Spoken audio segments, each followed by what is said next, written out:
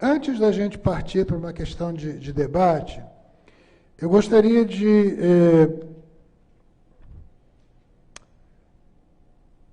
provocar, seja a palavra mais correta, os dois professores, antes de nós entrarmos especificamente nas falas de cada um deles, porque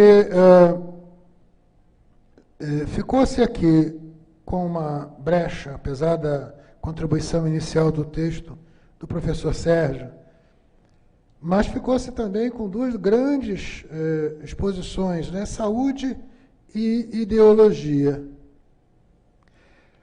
Aí a gente viu que, na fala de um e na fala de outro, a questão, por exemplo, do aborto tem, na sua Constituição, uma grande, pesada ideologia envolvida, né? Já que as verdades que normalmente estão sendo ditas por aí, o professor Rodolfo brilhantemente foi desconstruindo uma a uma as eventuais justificativas. Então, eu gostaria de pedir a opinião de vocês sobre uma associação que está presente, ideologia e espiritualidade. Sem o cristão. Como é que nós poderíamos, numa frase que está aqui, ideologia, saúde e espiritualidade cristã, primeiro pensar em ideologia, palavra ideologia, como você bem apresentou, e espiritualidade. E, posteriormente, essa associação, vírgula, cristã. Eu gostaria da sua opinião, né? Porque isso daqui caberia na fala do professor Sérgio. Certo? Então, como você falou de ideologia, o professor Adolfo falou de saúde, então eu gostaria de ver a opinião de vocês sobre ideologia e espiritualidade, que seria a contribuição a seguir.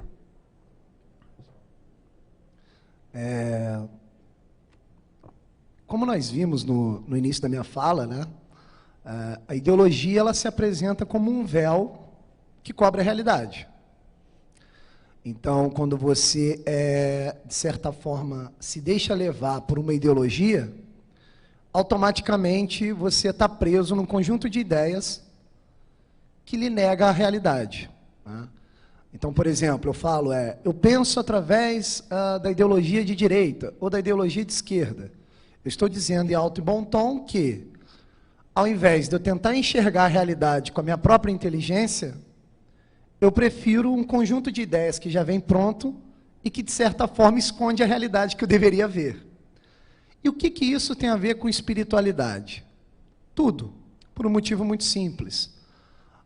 O que difere o ser humano de todos os outros seres é que o ser humano possui um espírito.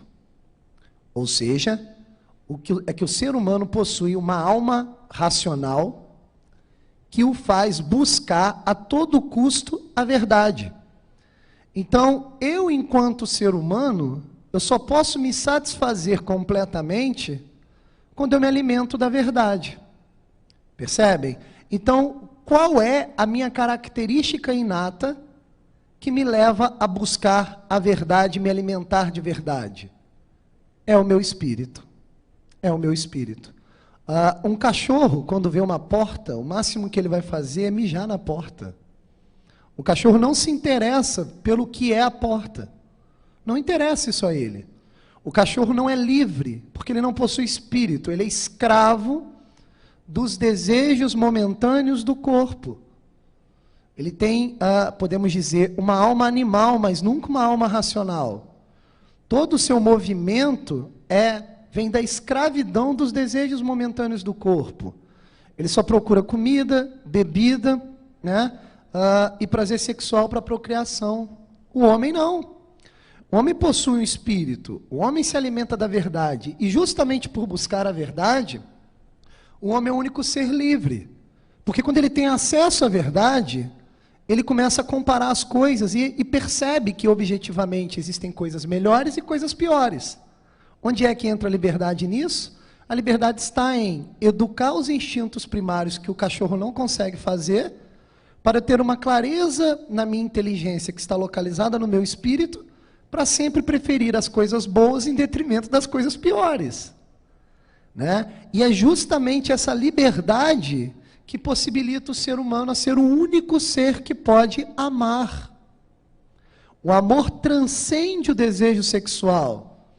O cachorro nunca vai ter essa percepção. Ele é escravo ao desejo sexual porque ele está preso a alma animal, instintiva.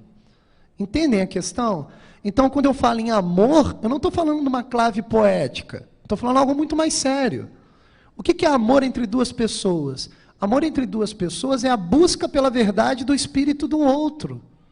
E, ao mesmo tempo, ter a coragem de revelar o próprio espírito ao outro. Então, para amar, exige maturidade. Para amar, exige um espírito que esteja limpo para dominar e educar os instintos primários. Quem está preso na clave do gosto, não gosto, é agradável, não é agradável, no plano subjetivo, no plano do instinto primário, não está preparado para amar, não está preparado para ser livre, ou seja, está negando a própria espiritualidade. Então, o escravo da ideologia, obrigatoriamente, está negando a sua espiritualidade. Em outras palavras, negando a sua humanidade. Está se animalizando. Nós não podemos abaixar a defesa. Estão querendo implementar mesmo ideologias para animalizar o homem. Isso é algo muito sério. Eles querem que nós neguemos a nossa espiritualidade, a nossa busca pela verdade. Entende? Então a relação ela é a mais completa possível. A ideologia se apresenta no mundo contemporâneo como inimiga da espiritualidade humana. E espiritualidade eu não estou falando aqui de religião, percebem? Estou falando de uma característica puramente humana que se alimenta da verdade. É essa que é a questão. Aliás, é esse o objetivo das religiões. Eles não querem destruir a religião à toa. A religião com a doutrina, com os mandamentos, com ritos, com a riqueza de símbolos, elas têm a obrigação, a finalidade de educar o homem ao ponto dele limpar sua própria inteligência e agir espiritualmente em busca da verdade. Não é à toa que, quando a gente fala, por exemplo, em espiritualidade cristã, você tem que acreditar em um Cristo que diz, eu sou a verdade, sou a luz.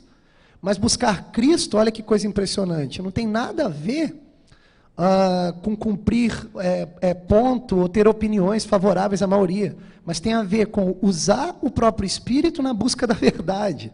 Entende? Então, o que difere o homem dos outros animais é escapar das ideologias, agir através do espírito para se alimentar da verdade. O homem só é plenamente feliz quando se alimenta da verdade. Está claro? Professor Rodolfo, teria alguma...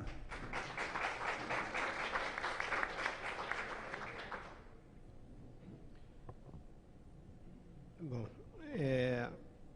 o que eu poderia dizer aqui, olha, esse é um tema assim que cai melhor um pouco para o nosso professor Varela.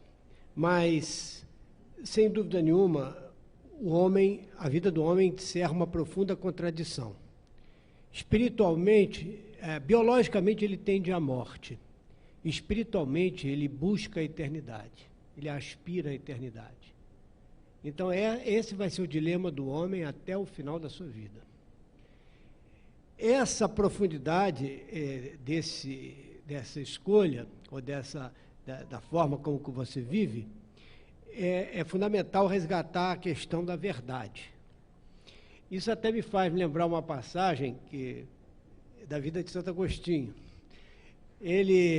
Santo Agostinho era um orador, ele não era cristão na época, ele procurava a verdade nas religiões, estava sempre procurando uma verdade, sempre procurando a verdade. Alô? Ele sempre procurava a verdade. Então, uma vez, e ele era orador do império, era muito preparado, ele fazia os discursos em nome do imperador.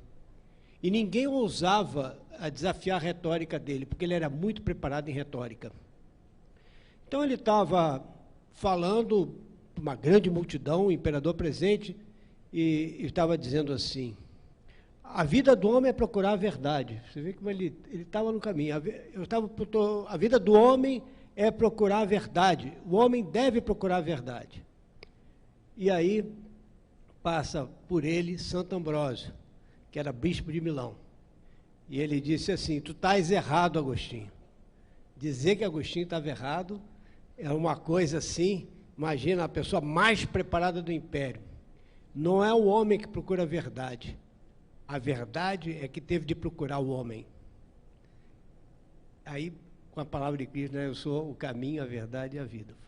A verdade é que veio procurar o homem. Então, a nossa vida seria, assim, sempre a procura da verdade.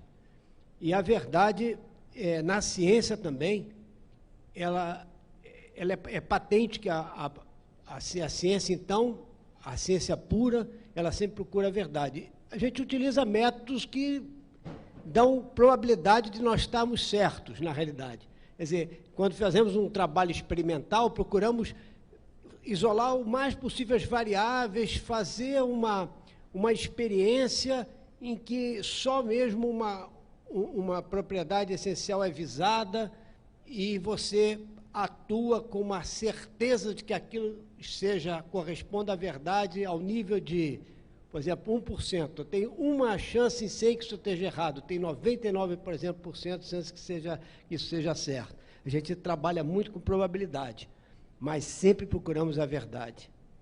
Então, quando a gente se depara com problemas que atingem a verdade, nós da ciência nos ressentimos bastante. Então, é por isso que a gente deve sempre fazer um esforço de procurar a nossa verdade. Afinal, as coisas muitas vezes elas se passam assim. A grande verdade é: Deus existe ou Deus não existe? Não tem duas verdades. Ou ele existe ou ele não existe. Então, nós temos de sempre procurar a verdade.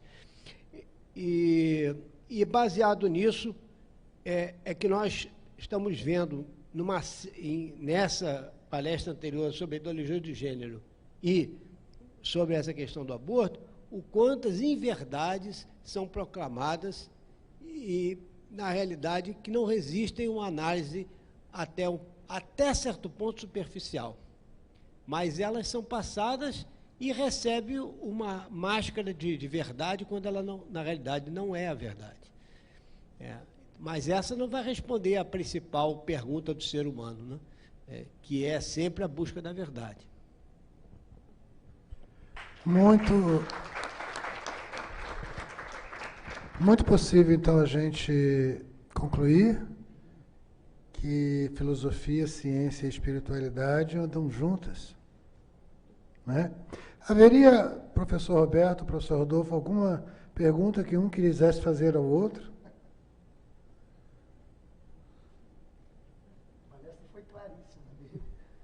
Eu também, mas assim, para não levar mais puxões de orelha, eu tenho que cumprir os ritos. Está aberto para perguntas e debates. Eu vou pegar um dos microfones. Quem quiser fazer pergunta,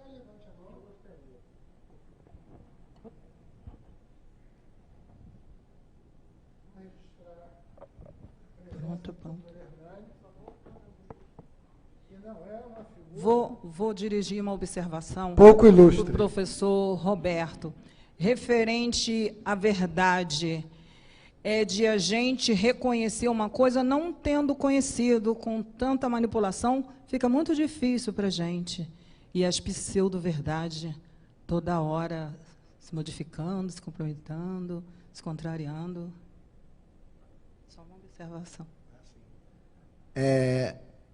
O professor ele colocou muito bem aqui, né? Os discursos, eles não tendem à verdade sempre. Na maior parte das vezes, os discursos eles tendem ao poder, ao controle, a retirar a liberdade do outro para fazer a manutenção do poder, podemos dizer assim. E qual é a vacina que a gente tem que tomar para não cair no engodo da ideologia, para não cair no engodo das tais pseudo-verdades, né? Olha, eu só conheço uma dica, estudar, estudar e estudar. Então, quando aparecer lá uma palavra, um conceito, uma ideia que querem enfiar a goela abaixo, a dica que eu dou é sempre a dica de Aristóteles, que me parece que é uma dica insuperável. Primeiro, é necessário buscar, rastrear a origem da ideia para você descobrir o que representa na realidade aquela ideia. Então, se você, ao rastrear aquela ideia, você chega a uma premissa que não tem nenhum embasamento na realidade, você já pode largar aquela ideia agora. É alguém que criou essa ideia apenas para disfarçar a realidade.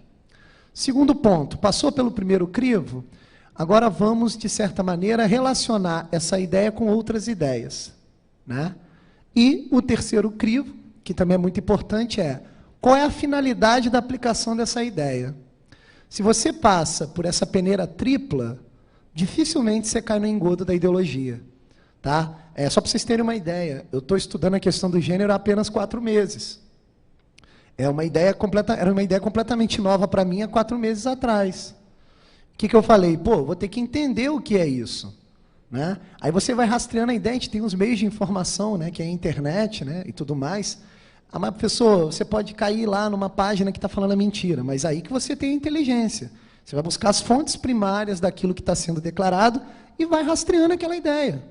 E aí vai aparecendo uma outra ideia aqui, uma outra ideia acolá, e você vai pesquisando. Só para vocês terem uma ideia de exemplo. O primeiro livro que eu li sobre gênero foi a Bíblia do Gênero, da Judith Butler. Olha que coisa impressionante. Logo na introdução do livro, ela agradece uma instituição norte-americana. Eu falei, mas que instituição é essa? Fui para o Google. Digitei lá o nome da instituição, fui procurar no histórico da instituição, estava lá a informação. A instituição, nesse período que a Judith Butler estudou, recebeu rios e mundos de dinheiro de uma fundação. Que fundação é essa? A Fundação Ford. Opa, deixa eu estudar a história da Fundação Ford. Compreende? E assim fui rastreando a ideia. Entende? É assim que a gente busca a verdade. Agora, buscar a verdade é difícil, é sacrificante e é doloroso. Mas a gente vai ter de agir através desse sacrifício se nós queremos, de certa forma, nos salvar. Isso é muito importante. Está claro? Bem? Doutor Hernani. Boa tarde a todos. José Adalberto, eu o parabenizo pela criação do grupo NAVE e pela realização desses encontros. Hoje é o 10º, né, que tem fornecido tantos subsídios, tanto conhecimento para todos nós. Ao professor Roberto Varela, meus parabéns pela apresentação, e eu fico muito agradecido por ter usufruído da sua sabedoria e estar levando comigo hoje uma porção de ensinamento de um assunto tão complexo sobre o que você palestrou. O professor Rodolfo, um prazer enorme conhecê-lo, né? E parabenizo pela sua apresentação, como também parabenizo pela sua sabedoria, com um assunto tão importante que ele abordou hoje. Muito bem, meu nome é Hernando Sampaio, eu sou médico oncologista, né? E eu morei aqui no INCA como residente médico durante 5 anos, morando aqui numa das enfermarias improvisadas lá em cima. E naquele momento nós aprendemos, né, que o doente, não existe doente. Não existe doença, existe doentes. E o doente ele é composto de corpo, alma, espírito e perispírito. E como tal, ele deve ser sim tratado, ou seja, deve receber o tratamento convencional, seja ele quimioterapia, radioterapia, hormonioterapia, imunoterapia, terapia de alvo molecular, etc., mas também tem que receber o tratamento para a alma, através da prece, da oração e da solidariedade e da fraternidade, que é isso que vocês fazem aqui atualmente. Há 150 anos, um talentoso professor francês fez uma pergunta à espiritualidade. Qual é o primeiro dos bens natural de um ser humano? Ele respondeu, a espiritualidade respondeu, o de viver a vida. E a vida quando começa? A vida começa no momento da fecundação, da concepção. E quando é que o espírito se une ao corpo, ao zigoto, ao embrião, no momento da concepção.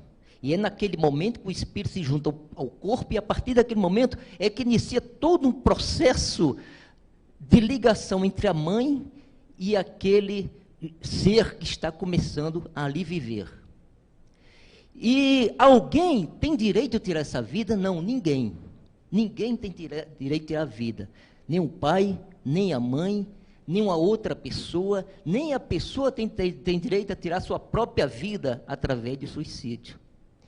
E ele foi mais adiante, chegando ao seguinte: quando uma pessoa, quando uma mulher engravida, aquele ser, no fundo, do ponto de vista imunológico, é um ser estranho a ela, que metade daquele embrião é do pai e metade daquele embrião é da mãe. E aquela criança tem vida própria. Ninguém pode determinar a morte daquele feto, ninguém pode determinar a morte daquele embrião.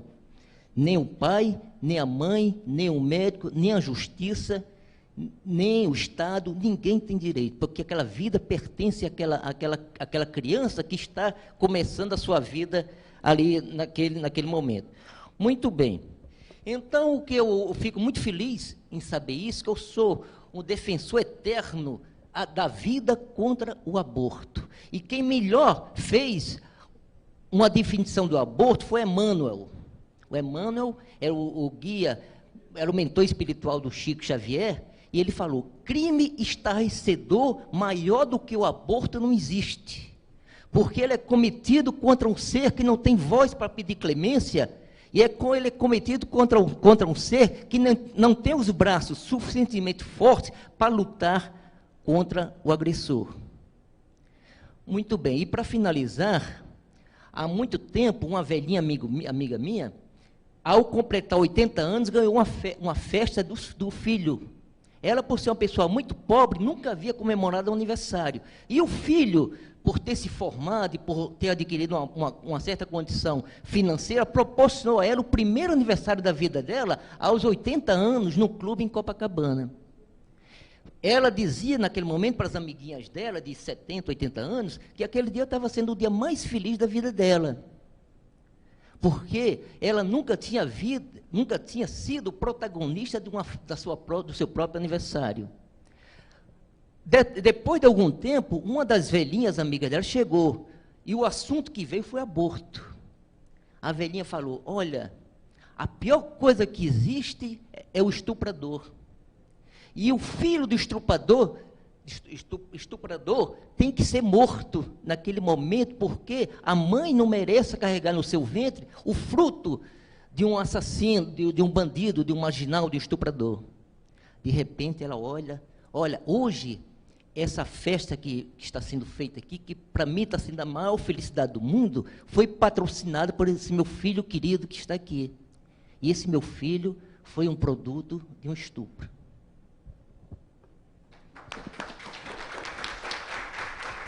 Mais alguém gostaria de se manifestar?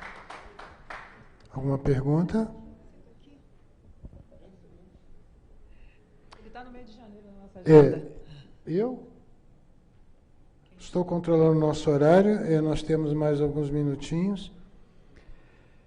E eu acho assim, é uma oportunidade tão ímpar de ter essas duas pessoas aqui juntas e ocasionalmente juntas, né?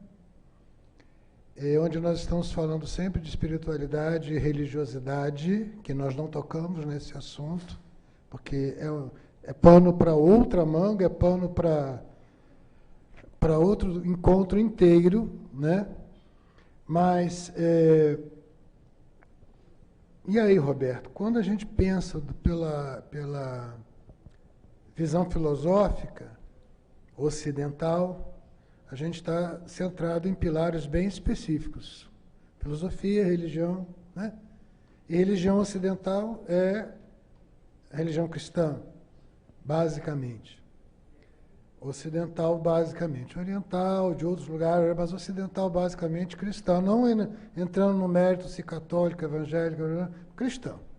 E discutindo até o aspecto do que se chama de religião cristã, porque até isso nós temos um outro embate, né, que não são só católicos, né, os espíritas são cristãos, na concepção básica deles, porque eles creem em Cristo. Os umbandistas têm uma relação bastante grande com Cristo. E aí a gente fica numa saia justa para discutir essa questão da cristandade mais pura, cristalina, se é que ela existe. Você falou uma coisa aí muito legal. Quer dizer, a questão não está na doutrina. A doutrina ela é um organizador social. A questão está no objetivo, né? O fazer o bem. Alguém uma vez me perguntou: você quer ser feliz ou ter razão? Antigamente eu queria ter razão. Hoje eu quero ser feliz. Abrir um pouco de ter razão. E aí, dentro desse embate da espiritualidade, ainda há muita dificuldade de nós reconhecermos esse conceito do espírito e da espiritualidade por uma visão não ocidental para nós. E a gente tende a minimizar as demais demonstrações de fé ou de religião, de métodos de religião, em detrimento da fé católica ou evangélica, que são chamada evangélica, também não gosto desse termo, são reformados. E como a gente encararia, então, esse aporte de espiritualidade, olhando pelos outros lados que não são contemplados pela nossa sociedade ocidental? Os africanos têm espiritualidade, os indianos têm espiritualidade, os chineses têm espiritualidade. Como é que fica essa coisa? Para tirar o cristão daquela espiritualidade.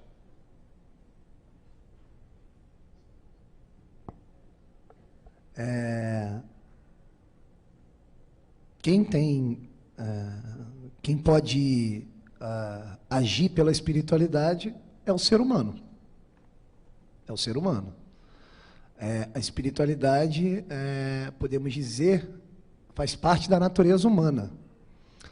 Então, só com essa definição, é óbvio que todo ser humano tem a possibilidade de agir pela espiritualidade, né?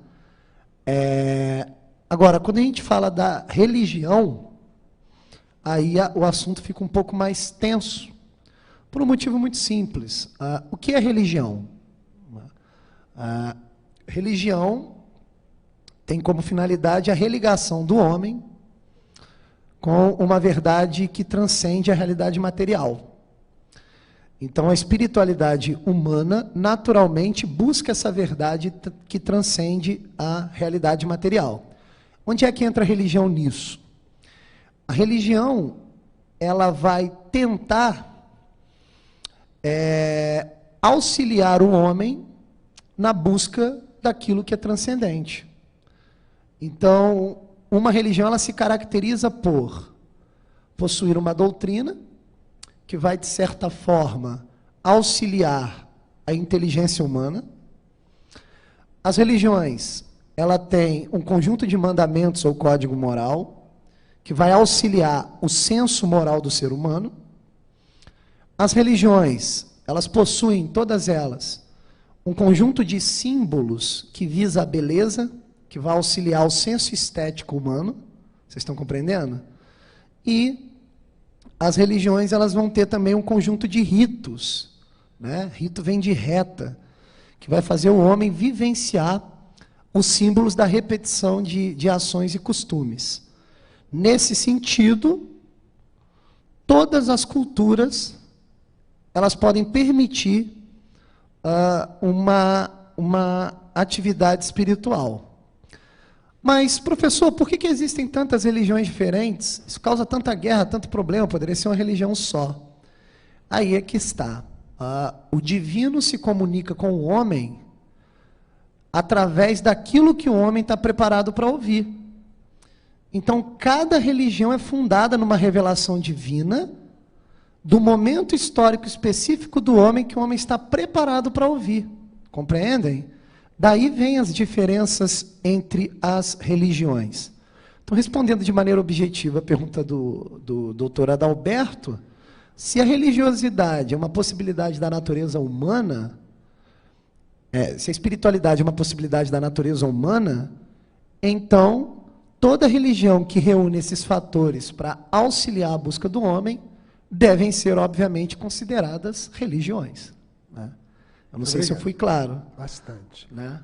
Bastante, muito importante para que a gente deixe esse item frisado, porque há sempre uma grande confusão entre religião e espiritualidade, e nada impede que você busque a espiritualidade através da sua metodologia religiosa, mas nada impede que você seja uma pessoa extremamente espiritualizada, não utilizando nenhuma metodologia religiosa. Lá atrás, aquela menina levantou a mão, Ana Leda, não é a Nagli, mas é a Leda. Em virtude do horário, a gente vai terminar com a fala da Leda. Boa tarde a todos. Quero ratificar aqui a fala do doutor anterior, que, como sempre, é engrandecedor cada oportunidade que a gente tem de estar aqui, evoluindo emocionalmente, espiritualmente, com as falas. Eu estou profundamente emocionada. E queria perguntar ao doutor Roberto, que ficou difícil para mim o entendimento, quando ele falou do comportamento do animal na relação, na comparação ser humano-animal. Porque eu entendo e vejo, isso é uma dúvida minha, que, às vezes, uma relação se sustenta em afeto entre um homem e um animal. E, às vezes, essa relação não existe entre dois humanos. Então, eu não entendi a sua fala. E eu gostaria que você me esclarecesse para eu sair daqui plenamente transformada.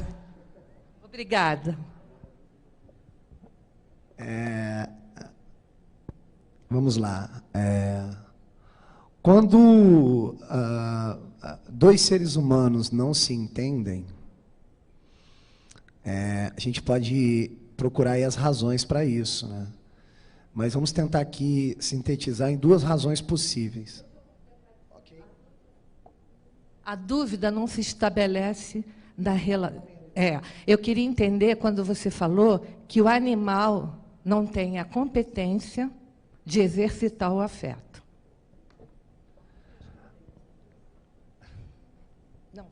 Na verdade, a palavra que eu usei foi amor, né? Afeto é qualquer... Não, mas eu falei no sentido, o afeto no sentido que o amor é muito complexo, né?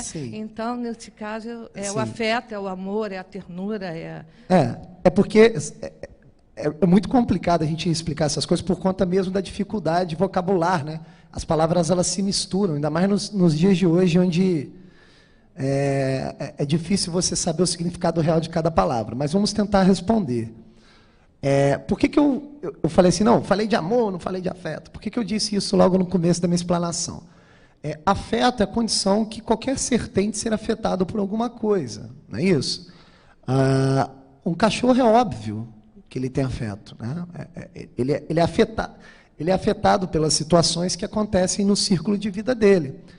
Inclusive, um ser humano, quando ele doa, de certa forma, o seu amor ao animal de estimação, é óbvio que por uma incapacidade espiritual plenamente, ou seja, da natureza do cão, o cão não pode retribuir esse amor, porque amor aqui, eu quero deixar isso bem claro, eu estou justificando o amor como uma condição da espiritualidade humana de se buscar a verdade.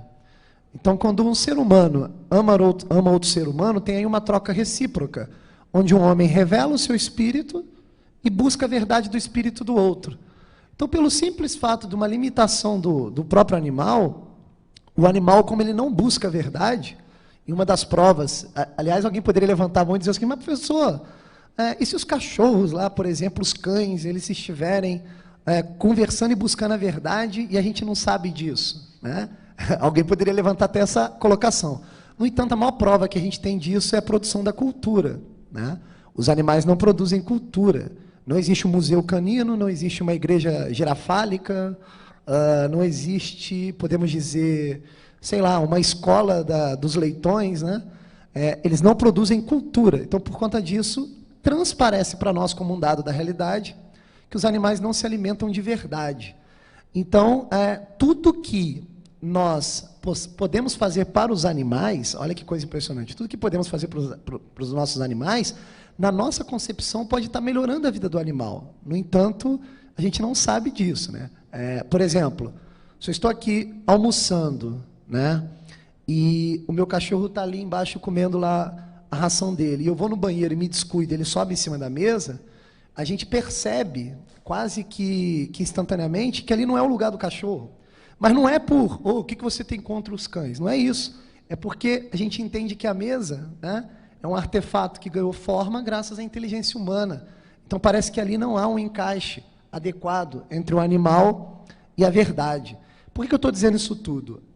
A gente está vivendo um momento muito esquisito, eu vou falar, porque não tem como não falar, no qual, aproveitando até a fala relacionada ao professor sobre a questão do aborto, que está acontecendo algo muito triste na nossa sociedade, que por vezes eu percebo as pessoas, né, que não é o caso, obviamente, eu entendi a pergunta da senhora, mas às vezes algumas pessoas estão substituindo, inclusive, o amor que deveria ser sentido pelo ser humano, que é o sentido maior de completude, e depositando isso tudo no animal de estimação. Não há problema algum em amar o animal de estimação.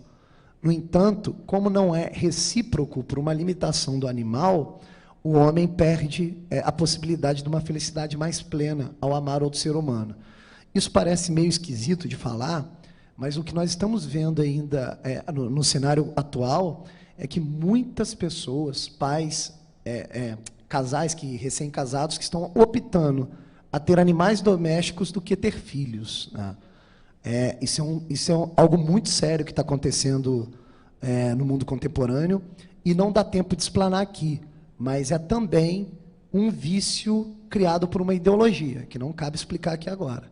Eu não sei se eu fui claro, você me desculpa. Não, muito obrigada. Inclusive, agora com essa fala final, nos chamou ainda mais a reflexão, né? Porque realmente... a responsabilidade. Realmente é fato, né? As pessoas estão transferindo as suas relações de afeto mais voltadas para o mundo animal, porque realmente educar, formar, dá muito trabalho. Professor, obrigada. Gostaria de se manifestar, professor Rodolfo? Bom, é verdade, aí, em relação à questão dos animais, né? Eu me lembro que nós fazíamos experimentação em cães. Eu mesmo fiz lá em São Paulo, na USP, na Estudo do Coração, minha tese de doutorado eu fiz lá, estudos experimentais em cães. E também aqui no Instituto de Veterinária, nós operávamos cães com modelo de transplante de pulmão. Mas a gente notava, né, que os cães, eles têm uma emotividade, né? Os cães, eles têm emoções, né? Os animais têm emoções, é nítido isso, né? E às vezes uma troca de emoções, mas não existe algo mais profundo, não existe uma alma, mas é um ser, parece que foi feito para o homem, né? Então a gente enxerga uma inteligência superior, é um animal assim especial, né? Que foi como se colocado por alguém maior para que pudesse consolar o homem em determinados momentos, né? E ser um companheiro do homem, muitas vezes, em certos momentos. Mas, em relação à questão da parte científica e da parte humana, né? Fé e razão, existe até uma encíclica do Papa sobre isso, né? A fé e a razão, elas não são excludentes, ambas procuram a verdade. Porque a fé procura Deus, né? Que procura a verdade da presença de Deus. E a razão, ela procura a verdade ao nível dos acontecimentos, ou dos fenômenos que estão à nossa volta. Então, a fé e a razão, elas são complementares porque elas buscam a mesma coisa, né? Então, eu acho que até um dia elas se encontrarão, as pessoas que praticam a ciência ou a fé, né? Porque todas provêm do mesmo... elas procuram coisas feitas pelo mesmo autor, né? Agora, muito se fala, às vezes, né, nessa tentativa de engodos, essa questão das culturas. Não, tem gente que tem algumas tribos cuja cultura é matar tais seres, e posso vocês isso aqui, isso é um aspecto só cultural, essa questão do aborto é só a cultura.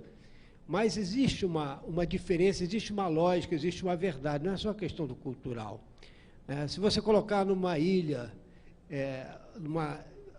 determinadas pessoas, né, e colocar assim, como regra ali, matai-vos uns aos outros, e na outra ilha, olha, vocês amai-vos uns aos outros, isso não é cultural. Você, depois de 50 anos, aparece lá, né? Aí você vai ver que aquilo não é só um aspecto cultural de uma opção. Existe uma verdade por trás das afirmações, das coisas, né? Então, da mesma forma, a fé e a razão, elas não são excludentes, elas procuram o mesmo objetivo. E nós temos de ficar muito atentos, porque muito se engana e muitas pessoas são prejudicadas por conta desses erros e das coisas não serem veiculadas. Eu me lembro bem que na época das células-tronco embrionárias, se falava, uma professora da USP falava de uma forma, uma professora da Universidade Federal de São Paulo, chamada Alice Teixeira, da Unifesp, falava de outra forma. Ela dizia, a professora Alice Teixeira, não há necessidade nenhuma de matar o embrião humano, tirar as células do embrião humano. Isso pode ser feito através da manipulação de genes da pele da pessoa. E a Manaka já mostrou isso ano passado. É possível você reprogramar genes, 4 genes, e você vai ter uma célula com as mesmas características de uma célula embrionária. Para que vai matar um embrião? E na hora, outro grupo colocava a coisa em termos opostos, né? Prometendo muitas vezes tirar as pessoas da cadeira de roda, etc. E ela insistindo, não há necessidade. Pouco tempo depois, Yamanaka ganhava o prêmio Nobel por ter descoberto as células pluripotenciais induzidas, que são células da pele em que você teve apenas a mudança de 4 genes e você conseguiu fazê-la funcionar como uma célula embrionária. Então, na realidade, Alice Teixeira falou corretamente, disse corretamente, mas o coração das pessoas não estava inclinado e prosseguiu-se nessa questão de você sacrificar o embrião humano, né? Então, para a pesquisa, que é não fazendo essa pesquisa animal. Então, no nosso país, nós temos de estar muito atentos, porque não se vai com profundidade nas questões e isso faz com que, no momento que nós não somos um pouco mais profundos, aceitemos quaisquer coisas e, com isso, a gente vê progredir certas situações totalmente indesejadas aqui no país. Então, eu acho que vale a pena, como diz o nosso professor Varela, temos de estudar, né? Estudar para poder ter mais cultura. Nós do povo brasileiro, o povo brasileiro, às vezes, não é muito afeito ao estudo como muitas vezes, certas outras nações que as pessoas estudam mais, né? Mas nós temos de suplantar isso, criando um novo hábito, uma nova cultura. Muito obrigado. Queria aproveitar, já que nós estamos nos minutos finais, de registrar a presença da Eliane Braga. Vem aqui, Eliane. Eliane, ela é coordenadora do CAIES, que é um grupo de assistência espiritual e religiosa da Secretaria Municipal de Saúde, parceira. E você vai ganhar a flor, que era do Dr. Sérgio, que não veio.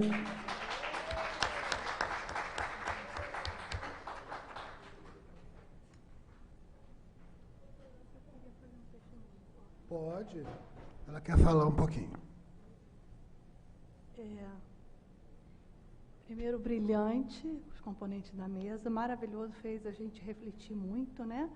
Dois temas bem importantes, mas eu queria dar um testemunho, né? É ligado à área do aborto. Eu tive uma experiência, uma coisa maravilhosa. Eu tive um filho com hidrocefalia, agenesia de corpo caloso, nasceu gravíssimo. Todos achavam que ele não ia viver. E assim, sendo explanado, eu lembrei dele. Ele viveu 22 anos, com muita luta. E me perguntaram, se você soubesse antes, você faria o aborto? Não, eu lutaria por ele, até o final, como eu lutei. Então, me fez lembrar, tem 9 anos que eu perdi, mas sou muito feliz. E ele foi muito feliz.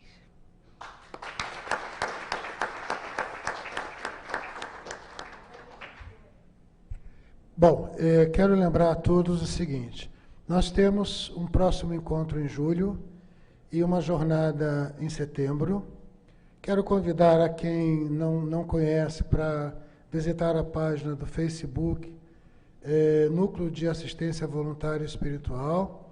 Lá nós colocamos as nossas agendas, não só de cursos, nós teremos um próximo curso de capacitação nos dias 7 e 14 de abril, são 2 sábados, de 8 às 12h30. Qualquer informação pode ser buscada lá no Facebook, na página do Facebook, ou pelo telefone da Secretaria, que é 3207-1718. Reforçar que todas as nossas palestras e eventos estão no canal Nave YouTube, para que as pessoas possam retornar lá, refletir, rever, repensar determinadas exposições que foram feitas aqui, dada a profundidade delas. Eu acho que vale fazer novas investidas para refletir. Mas como a vida é feita de provocações, eu vou encerrar com uma fala do professor Rodolfo, apontando para o professor Roberto e para todos nós. Será que tudo isso que nós dissemos é realidade ou nossa incompetência de descobrir a verdade? Muito obrigado a todos. Cadê? Ô, Ivone, fotos.